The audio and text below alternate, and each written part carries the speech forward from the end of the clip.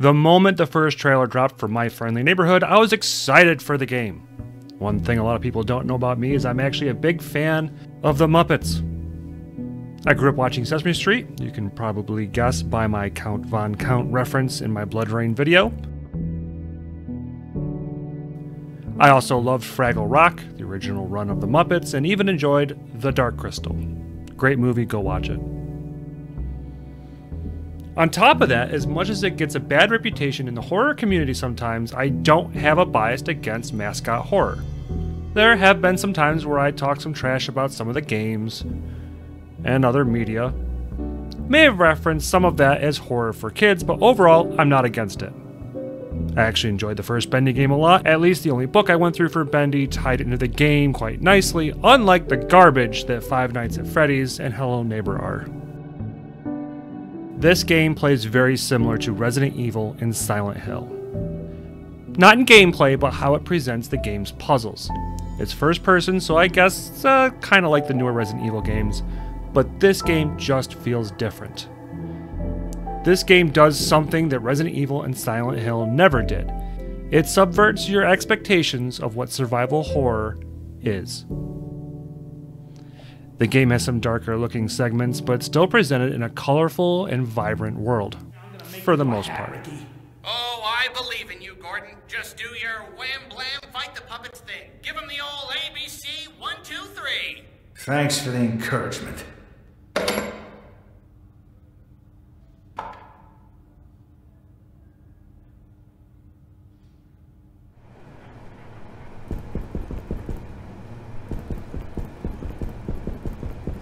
Unfriendly neighborhood.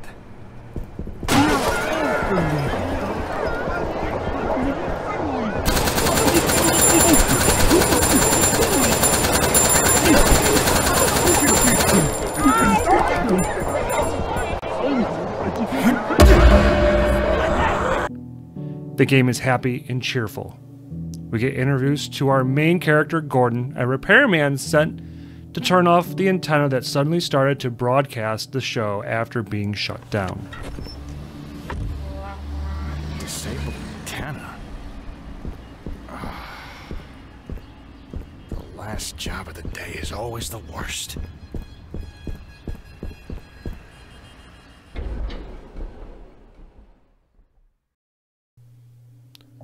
We run into Ricky the Sock, our first delightful written character, and one of the leads on the show My Friendly Neighborhood, originally titled Ricky and Friends. It was a good change. Ring me. Okay.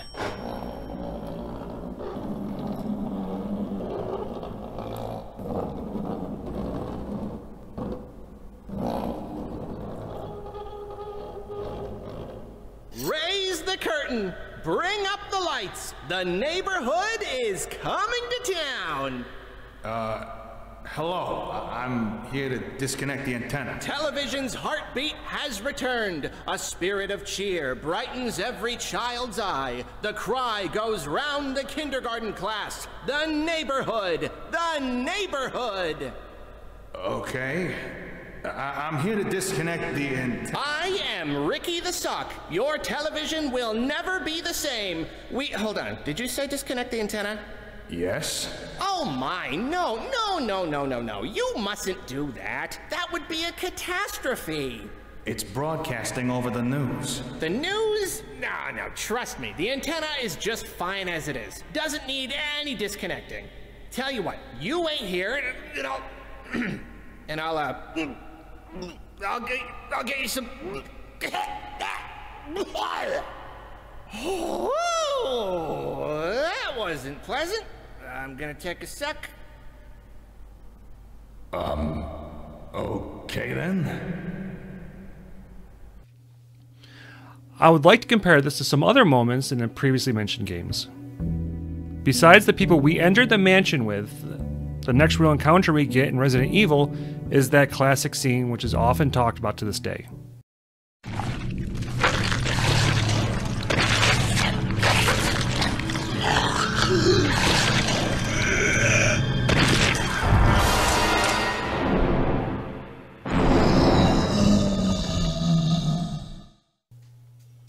Resident Evil 2, we end up meeting Martin in a very similar fashion.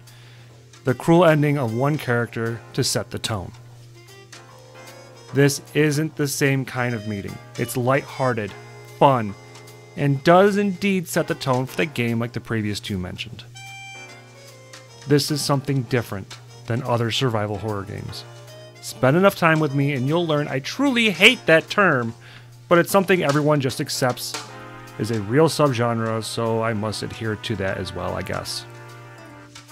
This is the first thing I'd like to talk about when it comes to this game, and that it purposely subverts those expectations, taking what we know about games like this and standing it on its head. We're going to start off by talking about the different enemies. We see most of them over and over again. We can shoot them over and over again. Maybe duct tape them down if we have enough at the time, but things like that are limited. You're specifically given weapons that are non-lethal, with the exception of a wrench, but that doesn't seem to actually kill the residents of the neighborhood. The guns all shoot letters, the grenades also do the same thing. They have counterparts in other games, but these are just drastically different.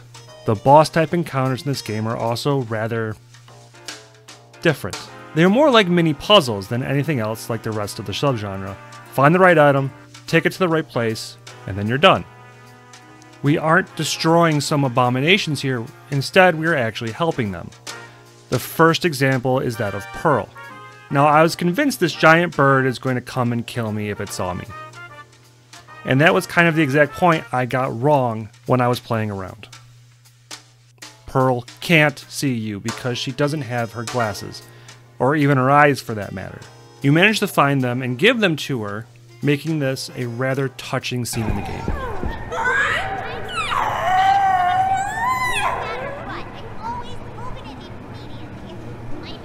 That's a good girl. There we go. See, nice and calm. It's been a long time since you saw yourself, huh? Happens to all of us. We all get shocked sometimes when we look in the mirror. Oh, sorry. Sorry.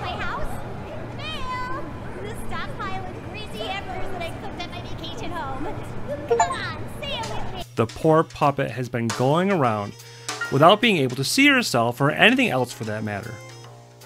In solving this puzzle, you help the character out, not destroy it.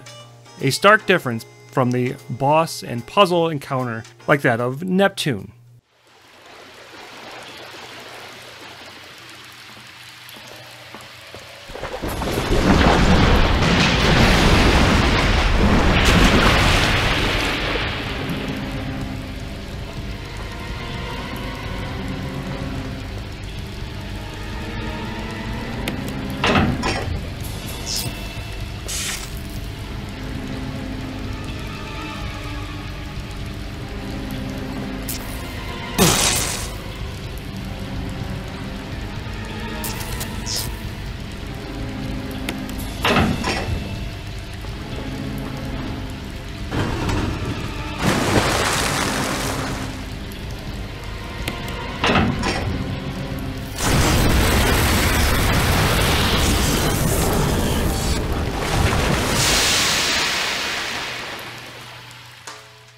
Ray, Goblet, and Arnold are all like this. You aren't here to destroy them, but to bring them hope.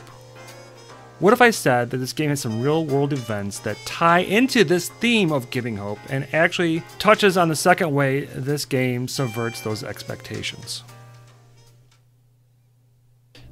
The game has connections to the real world in a form of commentary. Now, I've not talked to the dev, would like to someday to discuss this game and game philosophy in general. So this is my thoughts, and it's backed up with some game evidence. The show of My Friendly Neighborhood is there to install good morals, but it's during the events of the game that the show finds new purpose. Media during this time is dark. There's no hope at all.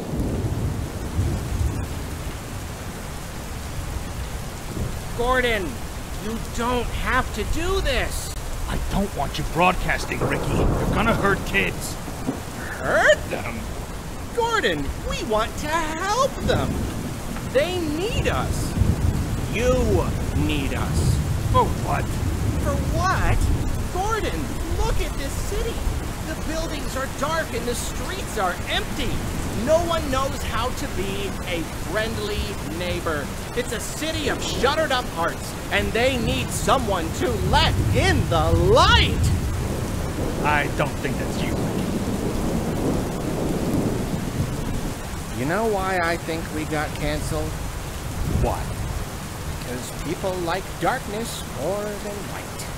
Why would they do that? Maybe it makes them uncomfy because it shows how messed up they are. What are you talking about, Ricky? I'm talking about our show, Gordon. We show them how to be friendly, and they hate that because they're not friendly. I don't think that's the problem. Really? Are you sure about that, Gordon? Do you really think the city network suits care about anything except their bank account? Do you really think people won't take any excuse to ignore their own issues? Come on, Gordon. We both know. Deep down, you want to be friendly. This came after a war in a rainforest, one in which there was a lot of casualties. The people were very against the war shown by articles around the game. Clearly, this is a parallel to the Vietnam War, something that both the media and the public soured on and even treated the soldiers rather harshly in their return home. We know that our player character Gordon was in the war, and is rather touchy about having someone talk about it. Yet again, we have an interaction between him and Ricky that sets that tone. Gordon, where are you going? Where do you think? What's the matter with you? Don't you want to be our friend? You have a funny way of making friends. I'm lucky I haven't been hugged to death or eaten. Okay, I admit we're not at the top of our game, but you can't throw us out just because we've made a few mistakes.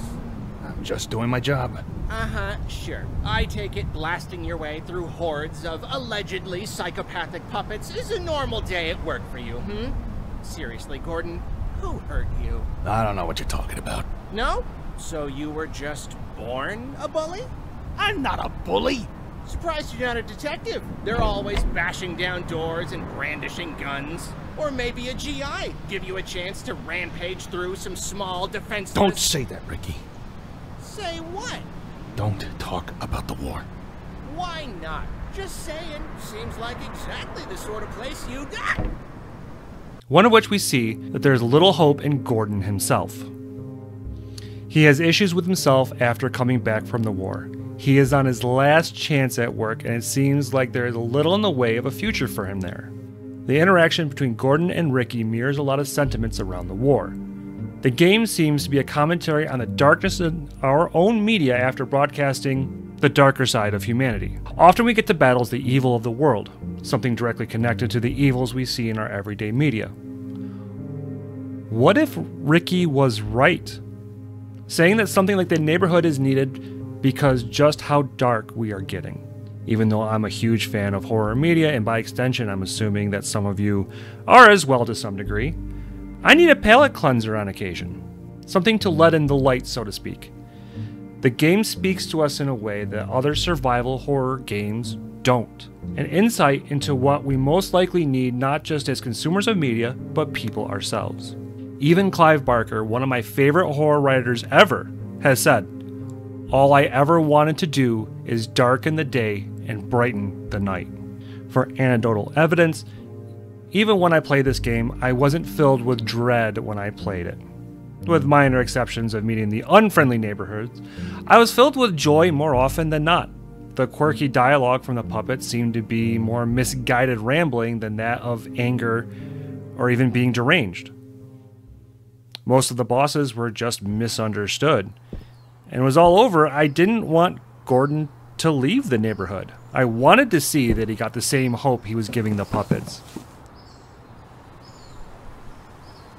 Gordon, you're alive! I'm so proud! Good. I'm leaving. Yes, you should! Job well done, Gordon. Turned off our antenna and survived the unfriendly neighborhood. You're a handyman extraordinaire! Don't mock me, Ricky. Mock you? I would never. Oh, before you go, I was wondering if you'd do us a favor? Oh? You've been hanging around the studio. You know a little bit about our show. Spit it out, Ricky. I was wondering if you'd help run our studio. What? See, everything's really old and falling apart. Really beyond our ability to care for. And on the personal side, I think it's obvious that we need a bit of a guiding hand. Are you kidding? Gordon, do I look like a sock that would kid?